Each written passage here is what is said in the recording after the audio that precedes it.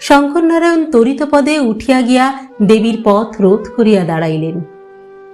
দেবী তাহার বিষণ্ণ মুখে যেন বলিলেন, বাছা, পথ ছাড়, আমায় যেতে দে। শঙ্করনারায়ণ কাঁদিতে লাগিলেন। মা, আমাদের আমাদের এমনি করে ছেড়ে যাচ্ছ মা? দেবী নিষ্ঠুর ভাবে হাসিলেন।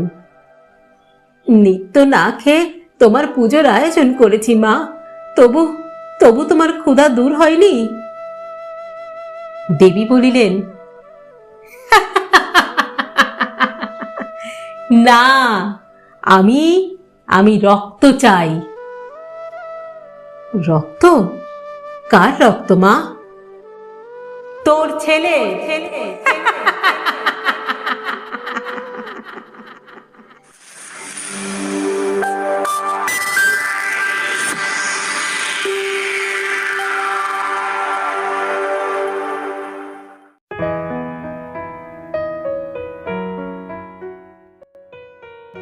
নমস্কার বন্ধুরা, সকলকে স্বাগত জানাই।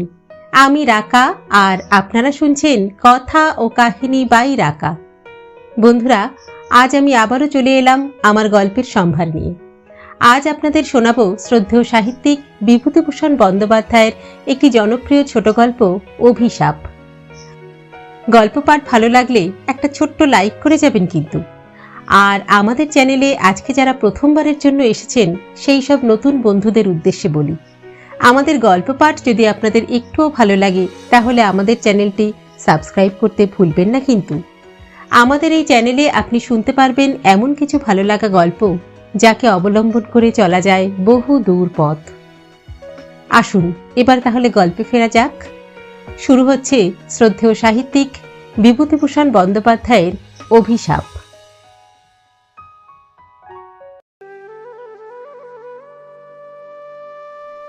এই সেই প্রতাপনারায়ণ চৌধুরীর বাড়ি। আমি সবিস্ময়ে সেই ভগ্ন স্তূপের পানে চাহিয়া দেখিলাম। এই সেই প্রতাপনারায়ণ চৌধুরীর বাড়ি? সহজে বিশ্বাস করিয়া উঠিতে পারিলাম না। দিনান্তের অস্পষ্ট আলোক যাই যাই করিয়াও আকাশের পশ্চিম প্রান্তে তখনও অপেক্ষা করিতেছিল। পরিশ্রান্ত বিহকুলের অবিশ্রাম কুজনধ্বনি রহিয়া রহিয়া তখনও আকাশ বাতাস মথিত করিয়া দিতেছিল। গঙ্গার অপূর্ব তরঙ্গ ভঙ্গ চিত্তলোকে এক অজ্ঞাত চেতনার সঞ্চার করিতেছিল। সেই প্রদোষের ম্লান দ্যুতি বিকাশের অন্তরালে আমি প্রাতঃস্মরণীয় সুবিখ্যাত প্রতাপনারায়ণ চৌধুরীর প্রাসাদের পানে চাহিয়া দেখিলাম। গঙ্গার ঠিক তীরভূমিতে অগণিত লতা পল্লবে মণ্ডিত হতশ্রী প্রতাপনারায়ণ চৌধুরীর প্রাসাদ নিঃশব্দে দাঁড়াইয়া আছে। নদীস্রোতের অবিরাম আঘাতে সে প্রাসাদের অনেকখানি ভাঙিয়া চুরিয়া কোন অনির্দেশের পথে বহিয়া গিয়াছে। অতীতের সাক্ষ্যস্বরূপ যাহা এখনো বর্তমান আছে তাহা সেই হত গৌরবের কঙ্কাল বিশেষ। এখন যেন সেখানে সেই দুর্দান্ত প্রতাপনারায়ণ চৌধুরীর প্রেতাত্মা বিরাজ করিতেছে।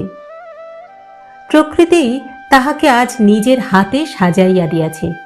অনাড়ম্বর সৌন্দর্য তাহাকে শ্যামল করিয়া রহিয়াছে।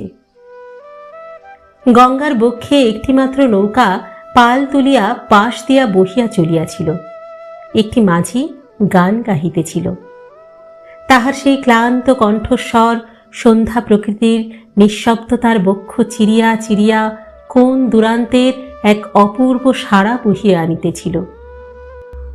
পলাশপুরের প্রতাপনারায়ণ চৌধুরীর নাম শুনে নাই এমন লোক খুব কমই আছে। একদা তাহার প্রতাপে সারা পলাশপুর তটস্থ হইয়া থাকিত। কিংবদন্তি আছে যে সেকালে নাকি বাঘে গরুতে নির্বিবাদে একই ঘাটে জল পান করিত। অত বড় ক্ষমতাশালী বর্ধিষ্ণু প্রতিপত্তিশালী জমিদার সেকালে খুব কমই ছিলেন। ইংরেজ রাজত্বের সূচনার দিন হইতে পলাশপুরের চৌধুরী বংশের উদ্ভব। ইংরেজ বাহাদুরকে সর্বপ্রকার সাহায্য করার পুরস্কার স্বরূপ ধূর্চুটি নারায়ণ চৌধুরী এই পলাশপুরের জমিদারি লাভ করেন। ধূর্চুটি নারায়ণ চৌধুরী চৌধুরী বংশের আদি পুরুষ। তাহারই পৌত্র বিজয়নারায়ণ চৌধুরী সিপাহী বিদ্রোহের সময় ব্যারাকপুরের বিদ্রোহ দমনে ইংরেজদের যথেষ্ট সহায়তা করেন। তাহারই প্রচেষ্টায় ক্যাপ্টেন লরেন্স সপরিবারে আত্মরক্ষা করিতে সমর্থ হন। ইতিহাসে সেসব কথা নাই বটে, তবে সকলেই সে কথা জানিত। 1857 সালের মার্চ মাসের শেষ দিকে যখন দুর্যোগের ঘনঘটা ভারতবর্ষের রাজনৈতিক আকাশ কালো করিয়া দিতেছিল, বিজয়নারায়ণ সে সময় ব্যারাকপুরে। সেদিনও এমন ছিল। ক্যাপ্টেন লরেন্স বিজয়নারায়ণ চৌধুরীর কর্মকুশলতায় তাহাকে স্বীয় তরবারি উপহার দিয়াছিলেন। বহু কাল সেই তরবারি চৌধুরী বংশের প্রাচীরে অতি সন্তর্পণে এবং অতি গৌরবের চিহ্ন স্বরূপ টাঙানো ছিল। বেলেডাঙ্গার কমল হালদারের সঙ্গে গ্রীষ্মের ছুটিতে তার দেশে গিয়াছিলাম বেড়াইতে। সন্ধ্যাকালে গঙ্গার তীরে ভ্রমণ করিতে করিতে পলাশপুরের চৌধুরী বাড়ির নিকট আসিয়া পড়িলাম। কমল বলিল, এই সেই প্রতাপ নারায়ণ চৌধুরীর বাড়ি। ইতিপূর্বে চৌধুরী বংশের অতীত কাহিনীর আমি অনেক কিছুই শুনিয়াছি। তাহাদের সেই বিরাট প্রাসাদের এই দুর্দশা দেখিয়া আমি বাকশূন্য হইয়া গেলাম। এখন মানুষ এখানে বাস করে না, সেটি এখন হিংস্র পশুর লীলাভূমি হইয়া দাঁড়াইয়াছে। বিজয়নারায়ণ চৌধুরীর পুত্র প্রতাপ নারায়ণ চৌধুরীর সময় চৌধুরী বংশের গৌরব চরমে উঠিয়াছিল। চতুর্দিকে চৌধুরী বংশের প্রতিপত্তি ছড়াইয়া পড়িয়াছিল। প্রতাপ নারায়ণের সময় যেমন চৌধুরী বংশের গৌরব চরমে উঠিয়াছিল, সেই প্রতাপ নারায়ণের সময়েই আবার তাহার ভাঙনও শুরু হয়। অমানসিক দুশ্চরিত্রতা ও প্রচুর মোকদ্দমার ফলে তাহার পতন শুরু হয় মৃত্যুর কয়েক বৎসর পূর্বেই। ঔরঙ্গজেবের রাজত্বকালে মোগল সাম্রাজ্য যেমন চরম সীমায় উঠিয়াছিল, সেই ঔরঙ্গজেবের রাজত্বকালেই আবার তাহার পতন শুরু হয়। বৃদ্ধ সম্রাট বহু দুঃখেই দূর দক্ষিণা পথে প্রাণ ত্যাগ করেন। তবে ঔরঙ্গজেব ছিলেন চরিত্রবান ও ধার্মিক, আর প্রতাপ নারায়ণ ছিলেন ঠিক তার বিপরীত। তাহার অভিধানে চরিত্র বলিয়া কোনো শব্দই ছিল না। মদ ও মেয়ে মানুষ তাহার জীবনের একমাত্র উপাস্য। আর এছাড়া যেটুকু সময় পাইতেন তাহাতে মামলা মোকদ্দমার তদবির করিতেন। তাহার ন্যায় নিখুঁতভাবে মোকদ্দমা তদবির করিতে সেকালে খুব কম লোকই পারিত। অথচ লেখাপড়ার তিনি ধার ধারিতেন না, আইন তো দূরের কথা। কত সতী রমণীর আত্মক্রন্দনে নিঃশব্দ রাত্রে চৌধুরী বংশের সুদীর্ঘ রংমহল যে ধ্বনিত হইয়া উঠিয়াছিল তাহার ইয়ত্তা নেই। তাহাদের সেই ব্যাকুল কণ্ঠধ্বনি ঝিল্লি রবের সহিত তালে তালে শক্তিত হইয়া মরিতেছে। তাহাদের সেই বিকট অট্টহাস্য হয়তো এখনো ভগ্ন প্রাসাদের প্রাচীরে আঘাত খাইয়া খাইয়া ফিরিতেছে। তিনি বিবাহ করিয়াছিলেন ক্ষীরদা সুন্দরীকে, আর ভালোবাসিয়াছিলেন পত্নীর বিধবা ভগিনী আভাময়ীকে। ক্ষীরদা সুন্দরীর প্রতিবাদ করিবার সাহস হয় নাই, আর বাল বিধবা আভাময়ী প্রতাপ নারায়ণের প্রেমের তরঙ্গে সংক্ষুব্ধ হইয়া আত্মীয় স্বজনের বিষ দৃষ্টি হইতে আত্মগোপন করিবার জন্য উদ্বন্ধনে প্রাণ ত্যাগ করেন। এই ঘটনার পর প্রতাপ নারায়ণ আর ক্ষীরদা সুন্দরীর মুখদর্শন করেন নাই। সেই অভাগী রমণী 4 মাসের শিশুপুত্র সূর্যনারায়ণ চৌধুরীকে বুকে লইয়া স্বামীর দৃষ্টিপথের অন্তরালে জীবন কাটাইয়া দিতে লাগিলেন। আর প্রতাপ নারায়ণের উচ্ছৃঙ্খলতার মাত্রা গেল বাড়িয়া। তিনি বাহির বাড়িতেই দিন কাটাইতে লাগিলেন। আভাময়ীর প্রতি সমাজের এই অসহনীয় অত্যাচারের প্রতিকার স্বরূপ তিনি তাহার প্রজাদের শান্তির সংসারে দিতে লাগিলেন আগুন জ্বালাইয়া। গৃহস্থ বধূ বা গৃহস্থ কন্যা তাহার ক্ষুধিত দৃষ্টি হইতে অতি কষ্টে আত্মরক্ষা করিত। সারা দিন পথে পথে পাখি মারা বন্দুক কাঁধে লইয়া পাখি মারিয়া ফিরিতেন।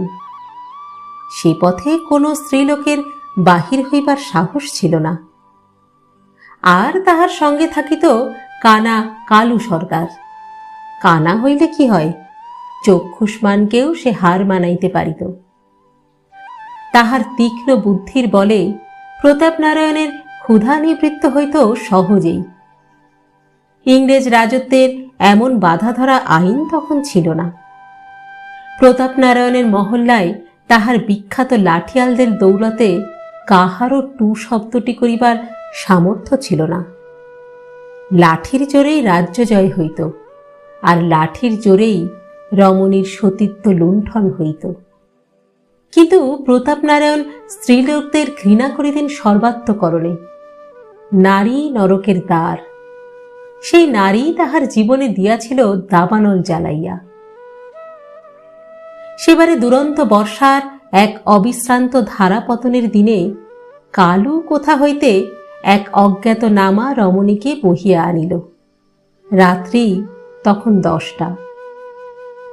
চারিদিকে সেই বর্ষা প্রকৃতির গুঞ্জন কোন এক বিরহিণীর আর্তক্রন্দনের ন্যায় ধ্বনিত হইতেছিল। কাহাকে হারানোর বেদনায় যেন সারা বিশ্ব মথিত করিয়া রাখিয়াছিল। প্রতাপনারায়ণ তখন সুরমা দিয়া তাহার নয়ন প্রান্তে রেখাপাত করিতেছিলেন। কালু আসিয়া ডাকিল, মহারাজ। প্রতাপনারায়ণ হাঁকিলেন, কে? এসেছে মহারাজ। বিশ্রাম করতে বল। কত দূর থেকে আসছে? 7 ক্রোশ। কেমন?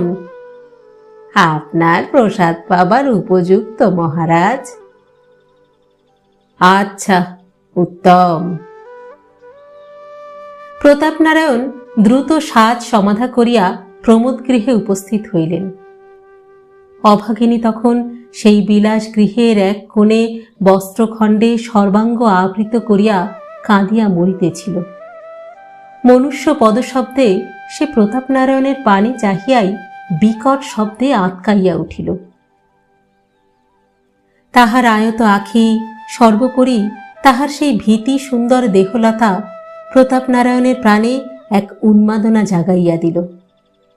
প্রতাপনারায়ণ তাহার নিকট গিয়া প্রশ্ন করিলেন, তোমার নাম? কোনো উত্তর পাইলেন না। পুনরায় বলিলেন, এই যে বিরাট প্রাসাদ, এই অতুল বৈভব, সবই তোমার। তুমি আজ আমার রানী। সেই রমণী কহিল, না না, আমি রানী হতে চাই না। আমায় ভিখিরেই থাকতে দিন। আপনার দুটো পায়ে পড়ি। আপনি আমাকে স্বামী পুত্রের কাছে ফিরে যেতে দিন। ফিরে যেতে দিন আমাকে। দয়া করুন, দয়া করুন। কথা শেষে সে প্রতাপনারায়ণের পদপ্রান্তে পড়িল। প্রতাপনারায়ণ উৎকট হাসি হাসিয়া উঠিলেন, বলিলেন, অসম্ভব, সে অসম্ভব, বুঝলে? জীবনে এমন নিখুঁত রূপ প্রতাপনারায়ণ আর দ্বিতীয়টি দেখেন নাই। তাহার সেই বিনাইয়া বিনাইয়া কান্না প্রতাপনারায়ণের নিকট বড় মধুর বলিয়া বোধ হইল। সেই রমণী কহিল, আমাকে ছেড়ে দিন, আমাকে দয়া করে ছেড়ে দিন। আপনার ভালো হবে, ভালো হবে আপনার। ছেড়ে দিন আমাকে, আমাকে যেতে দিন।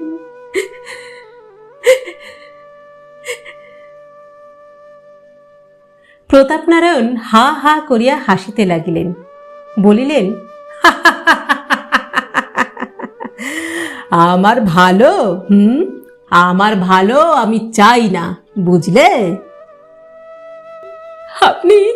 আপনি ধ্বংস হয়ে যাবেন, আপনার সর্বনাশ হবে। আমার অভিশাপে এই বাড়ি ঘর জ্বলে পুড়ে যাবে। প্রতাপনারায়ণ শিহরিয়া উঠিলেন। সে পুনরায় বলিল, যদি আমি যথার্থ সতী হয়ে থাকি, তবে আমার অভিশাপ কখনো আপনি সহ্য করতে পারবেন না। আপনি নির্বংশ হবেন, আপনি নির্বংশ হবেন।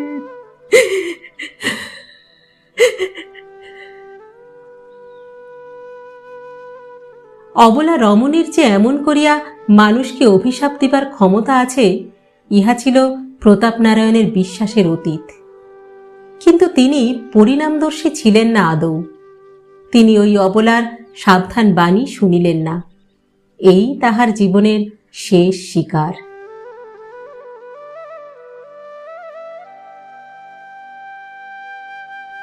পরদিন সারা প্রাসাদে একটা দুরপনেয় বিষাদের ছায়াপাত হইল।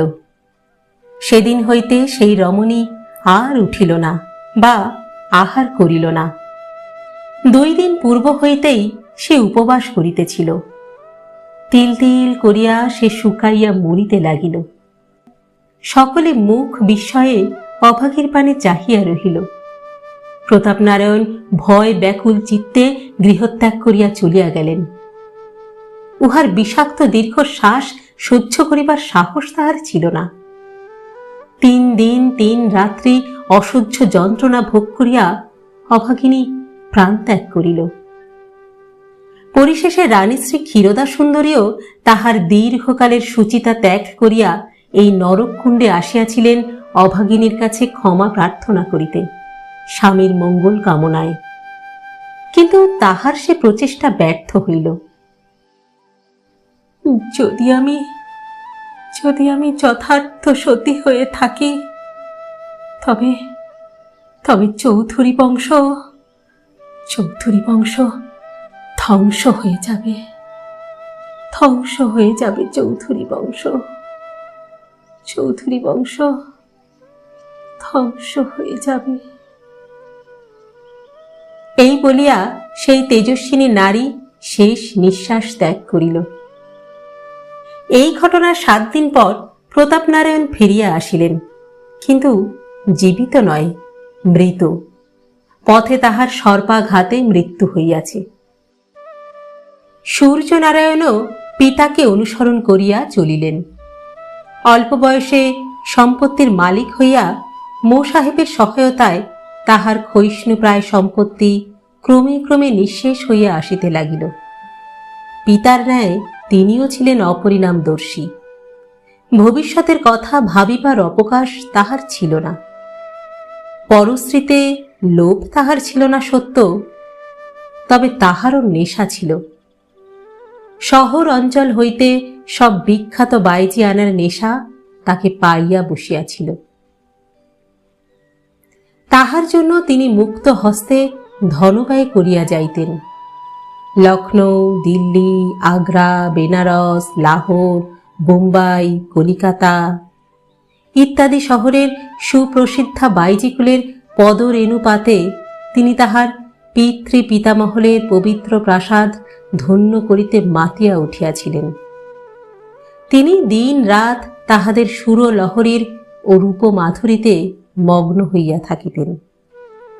বিবাহ করিয়াছিলেন তিনি যথাসময়ে, যদিও পিতার ন্যায় তিনি তাহার পত্নীকে ঘৃণা করিতেন না, তথাপি তাহার দিন কাটিত বাহির বাটিতে। গভীর রাত্রে অতিরিক্ত তাগেদার ফলে মাঝে মাঝে টলিতে টলিতে অন্দরমহলে উঠিয়া যাইতেন বটে, তবে সে নিতান্ত অনিচ্ছায়। অধিকাংশ রাত্রি তাহার এই বাহির বাটিতেই কাটিত। তাহা ছাড়া দেশ ভ্রমণ তাহার জীবনের এক বিশেষ অঙ্গ ছিল। একটির পর একটি করিয়া তিনি দেশ দেখিয়া বেড়াইতেন।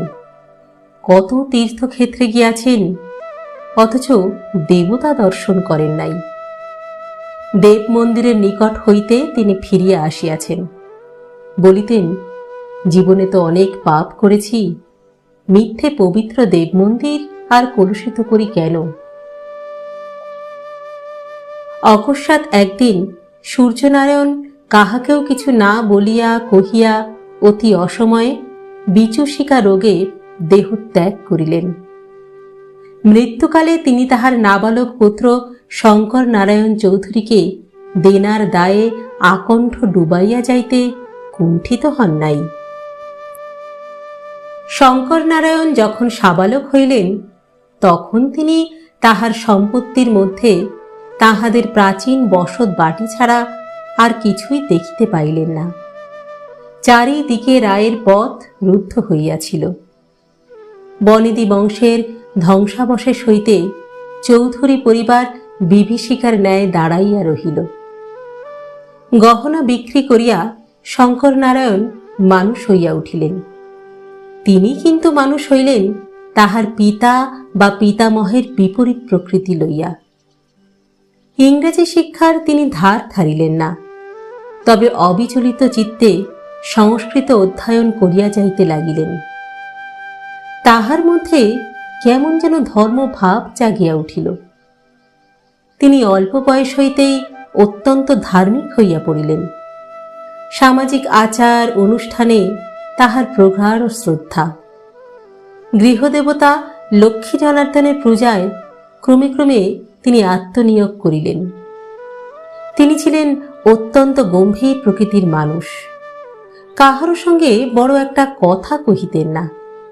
বাড়িতে খাইতেন আর ত্রিতলের ঘরে বসিয়া থাকিতেন, কোথাও বাহির হইতেন না। রুদ্রাক্ষের মালা গলায় পরিয়া গেরুয়া বসনে সর্বাঙ্গ মণ্ডিত করিয়া তিনি সন্ন্যাস জীবনযাপন করিতে লাগিলেন। অবসর সময় তিনি তাহার প্রিয় বেহালাখানায় বসিয়া ছড়ি ঘষিতেন। রাত্রির নিঃশব্দতার বক্ষ চিরিয়া সেই রাগিনী বন্দিনী বিরহিণীর আর্তক্রন্দনের ন্যায় শুনাইত। ক্ষয়িষ্ণু চৌধুরী বাড়ির গৃহলক্ষ্মী যেন ওই ভাষায় গুমরাইয়া গুমরাইয়া কাঁদিয়া মরিত। শঙ্কর নারায়ণও তাহাদের বংশের ধারা বজায় রাখিয়া অল্প বয়সে বিবাহ করিয়াছিলেন এবং খুব অল্প বয়সেই তাহার একটি পুত্র হইয়াছিল। তাহার পিতৃপুরুষ দিকের ন্যায় তিনি তাহার পত্নী কল্যাণীকে ঘৃণা করেন নাই সত্য, তবে তাহাকে যে ভালোবাসিতেন এ কথা হলফ করিয়া বলা যায় না। তিনি পত্নীর প্রতি তাহার কর্তব্য সম্পাদন করিতেন মাত্র। সারা দিন প্রায় তাহার গৃহদেবতার ধ্যান ধারণাতেই কাটিত। তিনি নিত্য অত্যন্ত সুচিতা সহকারে দেবতার আরাধনা করিতেন। গভীর রাত্রে পূজায় বসিতেন।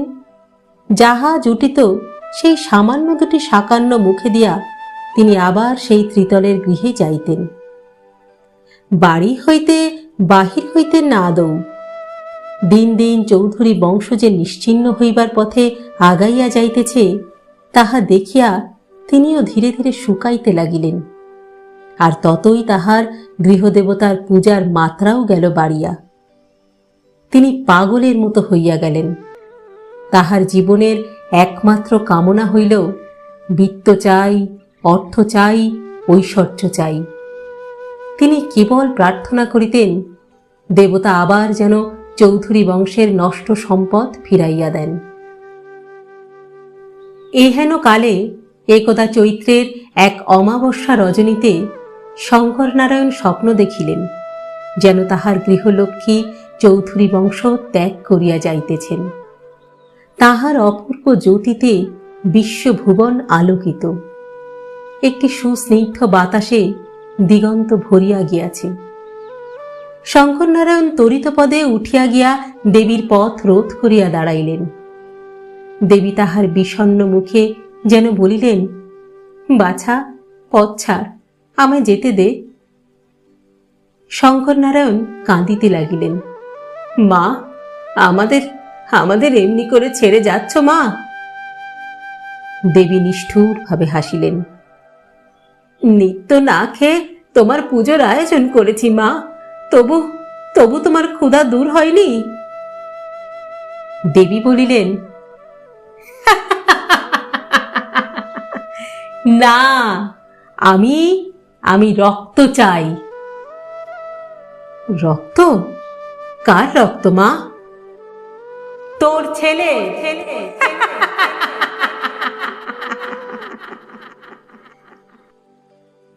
দেবী অন্তর্হিতা হইলেন। অমনি শঙ্কর নারায়ণের ঘুম ভাঙিয়া গেল। ঘামে তাহার সর্বাঙ্গ ভিজিয়া গিয়াছে। তিনি উঠিয়া রোদন করিতে লাগিলেন। রাক্ষসী, এ কি পরীক্ষা তোর? তখনও তাহার গৃহে দেবীর সেই পদ্মগন্ধ বিচ্ছুরিত হইতেছিল। শঙ্করনারায়ণ বিচলিত হইলেন না। চৌধুরী বংশ তাহার পুত্রের চেয়েও অধিক মূল্যবান। তিনি বলিলেন, তবে তাই হবে মা, তাই হবে। তুমি এ অভাগাকে ত্যাগ করো না। তারপর তিনি ধীর পদক্ষেপে তাহার শয়ন গৃহে আসিয়া উপস্থিত হইলেন, অতি সন্তর্পণে।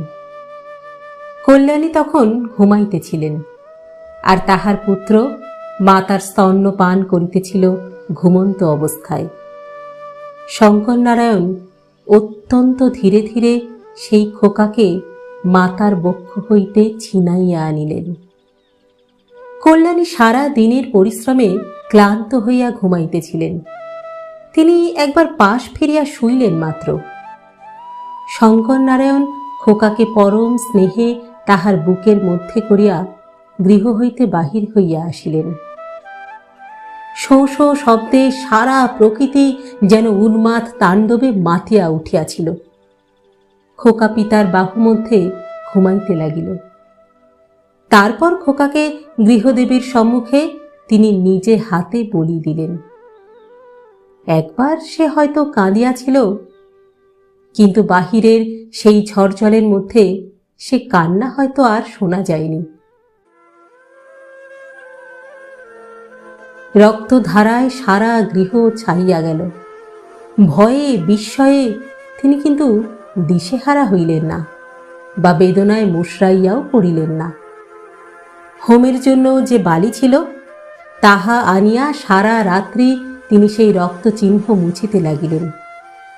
চৌধুরী বংশ বড় হইবে, জীবনের এই একমাত্র আকাঙ্ক্ষা আজ তাহার পূর্ণ হইয়াছে। এই সান্ত্বনায় পরম তৃপ্তিতে সেই বালির উপরেই শেষ রাত্রির দিকে তিনি ঘুমাইয়া পড়িলেন। দিনের আলো ফুটিতে না ফুটিতে কল্যাণী উন্মাদিনীর ন্যায় ছুটিয়া আসিয়া স্বামীকে জাগাইলেন। ওগো, ওগো শুনছ? খোকা কোথায় গেল? হ্যাঁ, খোকাকে যে আমি কোথাও খুঁজে পাচ্ছি না। কোথায় গেল খোকা? শঙ্করনারায়ণ স্ত্রীর পানে চাহিতে পারিলেন না। খোকার মৃতদেহ তখন ভাগীরথীর খরস্রোতে কোন দূরান্তরে ভাসিয়া গিয়াছে। সেই রক্তমাখা বালুকা রাশি তাহার শেষ চিহ্ন।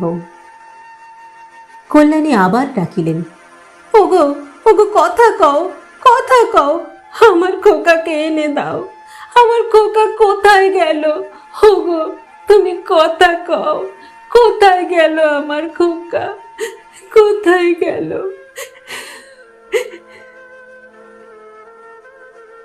শঙ্করনারায়ণ আর কোনো কথা বলিতে পারিলেন না। জীবনে আর তিনি খুব কমই কথা বলেন।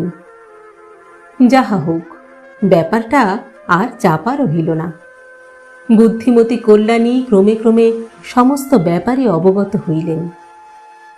সারা দিন তিনি আর উঠিলেন না, খাইলেন না। সেই দিন রাত্রে তিনি কুল প্লাবিনী জাহ্নবীর পুণ্য স্রোতে আত্মবিসর্জন দিয়া তাহার বড় আদরের খোকার সহিত মিলিত হইলেন। ব্যাপারটা ক্রমে ক্রমে রাষ্ট্র হইয়া পড়িল। এই ঘটনার কিছুদিন পর শঙ্করনারায়ণ চৌধুরীকে আর পাওয়া গেল না। আজ পর্যন্ত তাহাকে আর পাওয়া যায় নাই। সে আজ 50 বছরের কথা। গৃহলক্ষ্মী এখনো সেই ভগ্নপ্রায় বংশহীন চৌধুরী বাড়ির অন্তরালে বন্দিনী আছেন কিনা জানি না। তবে মাঝে মাঝে ওই ধ্বংসস্তূপের মধ্য হইতে একটা চাপা হাসি পরম পরিতৃপ্তির সহিত বাহির হইয়া আসে।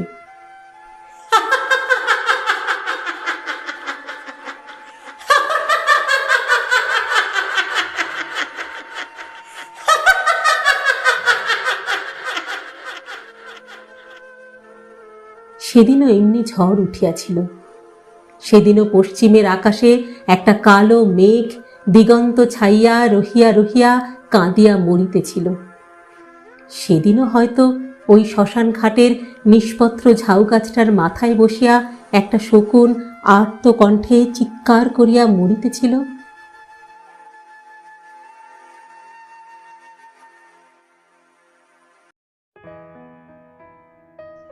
শেষ হল বিভূতিভূষণ বন্দ্যোপাধ্যায়ের লেখা অভিশাপ। গল্প পাঠ করলাম আমি রাকা। আপনারা শুনছেন ইউটিউব চ্যানেল কথা ও কাহিনী বাই রাকা। আজকের গল্প পাঠ কেমন লাগলো আপনাদের কমেন্ট বক্সে অবশ্যই জানাবেন কিন্তু।